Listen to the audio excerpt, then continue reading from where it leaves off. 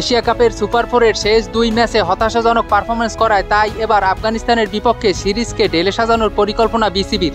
আফগানিস্তান দল টি-20তে এক শক্তিশালী প্রতিপক্ষ হিসাবে পরিচিত। তাই আফগানিস্তানের বিপক্ষে টি-20 সিরিজটা হবে বাংলাদেশের জন্য কঠিন পরীক্ষা। দু দলের লড়াইটা জয় পরাজয়ের মধ্যে সীমাবদ্ধ নয়, কারণ আগামী টি-20 বিশ্বকাপের বাছাইয়ের জন্য বড় পরীক্ষা হবে বাংলাদেশ দলের কম্বিনেশন এবং শক্তি যাচাইয়ের ক্ষেত্রে।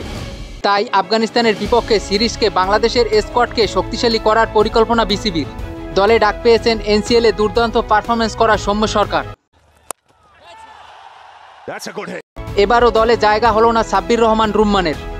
চোটের কারণে দল থেকে ছিটকে গেছেন অধিনায়ক লিটন কুমার দাস। লিটন ইনজুরির কারণে দলে না থাকায় অধিনায়কের দায়িত্ব পালন করবেন জাকির আলী অনিক। ওপেনিংয়ে থাকবে এশিয়া কাপে দারুণ পারফরম্যান্স করা বাংলাদেশের টপ স্কোরার সাইফ হাসান। অপর ওপেনার হিসাবে থাকবেন তানজিদ তামিম। এশিয়া কাপে আশানুরূপ পারফরম্যান্স না করলেও আফগানিস্তানের বিপক্ষে 31 বলে 52 রানের এক ঝলমানে ইনিংস খেলেন তানজিদ তামিম। ওয়ানডাউন ও লিটন কুমার দাসের জায়গায় দেখা যেতে পারে নূতন ডাক পাওয়া সৌম্য সরকার।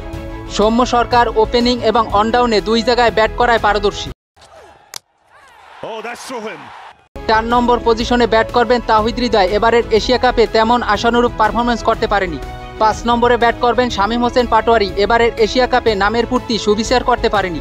6 নম্বর পজিশনে ব্যাট করবেন ফিনিশার হিসাবে জাকির আলী অনিক। নূতন অধিনায়ক হিসাবে তার কাঁধে দায়িত্ব থাকবে অনেক। 7 নম্বরে ব্যাট করবেন উইকেটকিপার ব্যাটসম্যান নুরুল হাসান সোহান। এবারের এশিয়া কাপে 2 ম্যাচ সুযোগ পেয়েও তেমন আশানুরূপ পারফরম্যান্স করতে পারেননি। 8 নম্বরে ব্যাট করবে spin allrounder Sheikh Mahedi Hasan. Spin বিভাগের দায়িত্বে থাকবেন তিনি। তার সাথে আরও থাকতে পারেন নাসুম আহমেদ অথবা রিশাদ হোসেন। পেস আক্রমণে মোস্তাফিজুর রহমানের নেতৃত্বে থাকছে ত্রিমুখী আক্রমণ।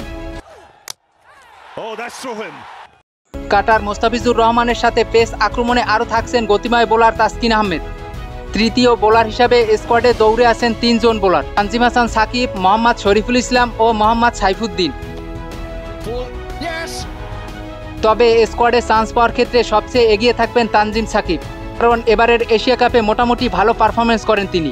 আগামী 2 অক্টোবর রোজ শুক্রবার আবুধাবি শারজা ক্রিকেট স্টেডিয়ামে বাংলাদেশ সময় রাত 9টায় টি-20 ম্যাচ দিয়ে শুরু হবে আফগানিস্তানের সাথে বাংলাদেশের লড়াই।